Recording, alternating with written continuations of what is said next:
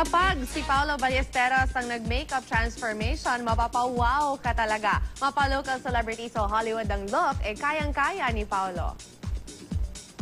Talaga namang marami ang humahanga sa Dabarkad sa si Paolo Ballesteros dahil sa kanyang husay sa panggagaya ng mukha ng mga sikat, mapa-international o local celebrities man.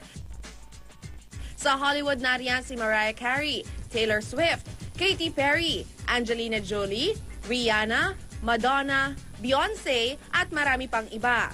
Dito naman sa atin, kuhang-kuha ni Paolo ang look ng superstar na si Nora Honor, mga beauty queens na sina Gloria Diaz, Melanie Marquez at Megan Young. Kwento ni Paolo sa kapuso mo, Jessica Soho, naging inspirasyon daw niya ang napanood na isang Asian makeup tutorial. Sabi ko, try ko kaya. Tinry ko. Tapos unang try ko, nakakatawa. Pagkatapos, ang lumabas, kamukha ni Tita Yula Valdez. Nilakayan ko lang yung lips, gano'n. Tapos, yun lang palang katapat. Kailangan exage mo lang yung mga features, ganyan. Kanonood ko, nakita ko na yung technique. At ang bagong addition sa makeup transformation ni Paolo, walang iba kundi ang co-host niya rin sa segment ng Eat Bulaga na One for All for One na si Marian Rivera.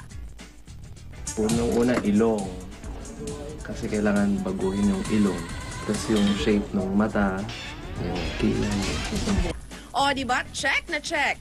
Huwag na raw magtaka dahil ang pagiging magaling na artist ay natural na nananalaytay sa dugo ni Paolo. Apo siya sa tuhod ng national artist na si Fernando Amorsolo. Pero sa kanyang husay, aakalain niyo bang colorblind pala siya? Kasi hindi ko alam yung brown at saka green, at red. Hindi ka nakaka-distinguish ng color? Nakikita ko sila pero hindi ko alam kung, halimbawa pag pinagtabi-tabi mo yung red, brown, green, mahihirapan na ako niyan. Kasi bata pa lang ako, natatandaan ko ang mga Crayola ko, kailangan yung may pangalan eh.